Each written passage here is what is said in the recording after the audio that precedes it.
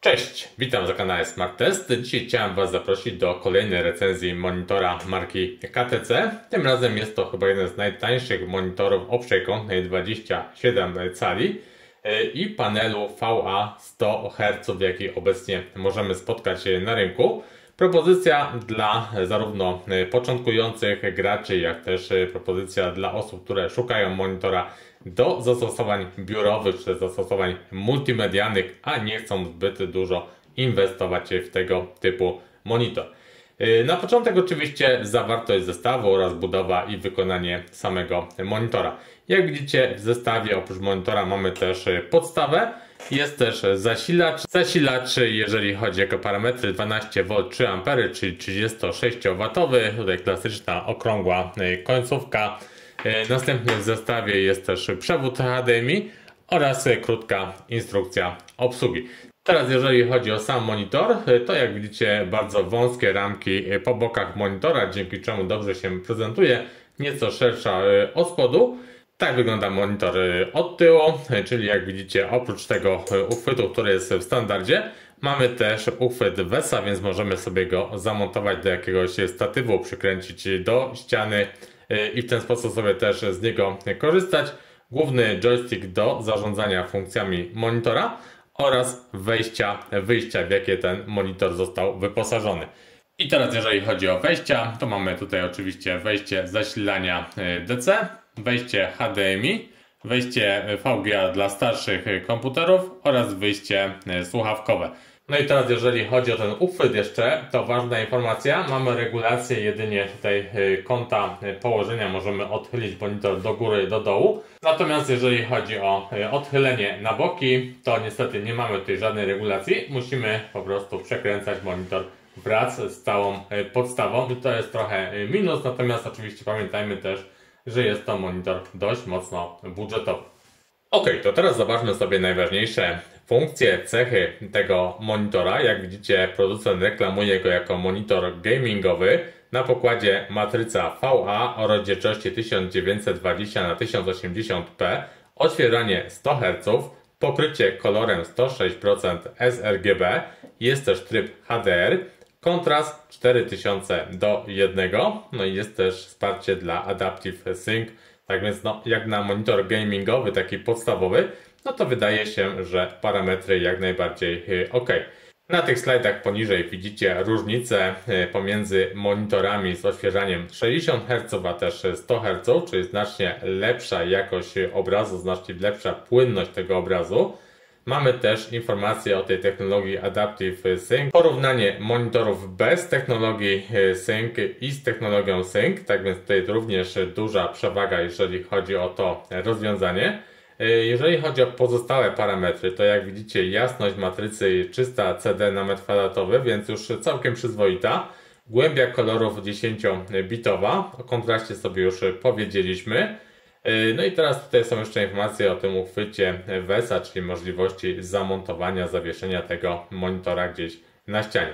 O portach sobie już powiedzieliśmy.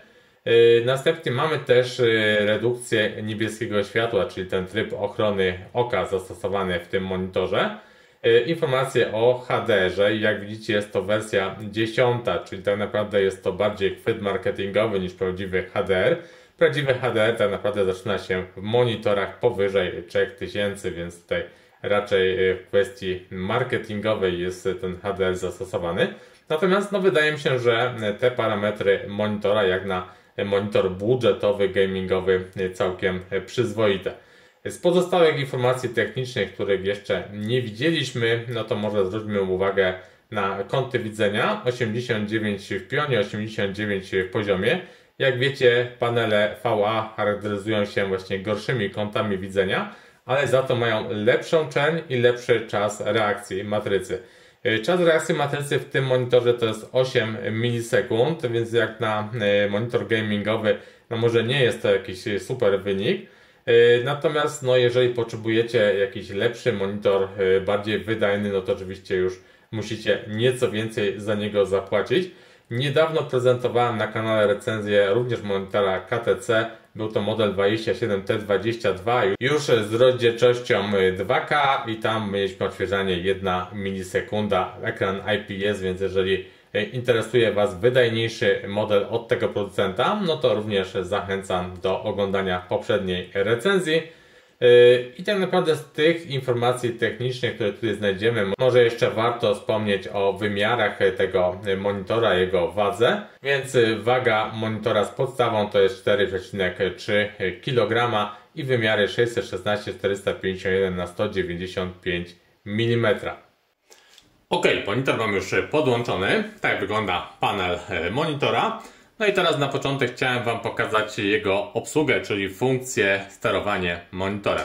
Tak wygląda panel do zarządzania monitorem, czyli możemy sobie regulować jasność podświetlenia, kontrast, mamy do wyboru tryb Mode. I teraz zobaczcie, standard, internet, tryb gamingowy i tryb filmowy. Mamy tryb DCR. Jeżeli sobie włączymy DCR, to zobaczcie, tak wygląda teraz ekran naszego monitora. Jeżeli chodzi o tryb Overdrive, to oczywiście może być wyłączony tak jak teraz, może być tryb Weak, może być Medium oraz Strong. Następnie mamy opcję HDR i tutaj do wyboru mamy tryb automatyczny, albo możemy ten HDR sobie wyłączyć. Następnie mamy sterowanie obrazem i tutaj możemy sobie wybrać proporcję obrazu 4:3 i też tryb pełnoekranowy. Kolejna zakładka to jest regulacja kolorów i mamy temperatury kolorów, to jest tryb normalny, następnie zimny użytkownika, gdzie możemy sobie ręcznie każdy z tych parametrów regulować, tryb ciepły, no i wracamy do trybu normalnego. Następnie mamy tutaj wybór języka. Niestety nie ma języka polskiego, jak widzicie wybór jest dość skromny, więc musimy korzystać z języka angielskiego. Możemy regulować wysokość, tutaj szerokość, pozycję tego LSD, czas wyświetlania oraz jego transparentność, czyli przejrzystość. Następna zakładka to jest reset ustawień do ustawień początkowych. No i też mamy tutaj zarządzanie, jeżeli chodzi o wyjścia. Wybór domyślnie HDMI, może być VGA. No i też możemy wyłączyć dźwięk w słuchawkach lub go włączyć i regulować natężenie dźwięku w słuchawkach. W tym miejscu możemy też właśnie włączyć lub wyłączyć funkcję FreeSync, więc jeżeli Wasza karta graficzna taką funkcję obsługuje, to możecie sobie z tego skorzystać. I tak wygląda obraz już z włączonym trybem FreeSync. Tyle jeżeli chodzi o ustawienia, tutaj nic więcej nie znajdziemy, więc teraz możemy sobie przejść już do dalszych testów naszego monitora. No i teraz zobaczcie sobie jeszcze tutaj, jeżeli chodzi o rozdzielczości, maksymalnie możemy wybrać sobie 1080p. Natomiast jeżeli chodzi o odświeżanie, to do wyboru jest właśnie 100 Hz i z taką częstotliwością ten monitor może pracować. Ok, to teraz sobie może uruchomimy monitor test, czyli program do testowania monitorów, tak żebyście mogli sobie zobaczyć możliwości, jakie oferuje monitor KTC H27V13.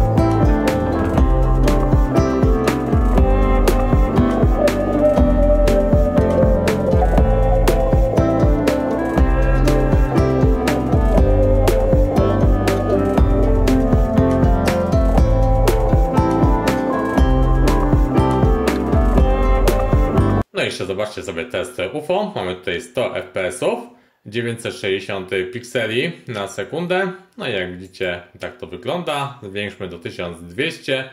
Może wyłączmy te gwiazdy. No i zobaczcie, jak się ten monitor prezentuje. Zwiększamy do 1440. Również jest jeszcze nieźle. 1920.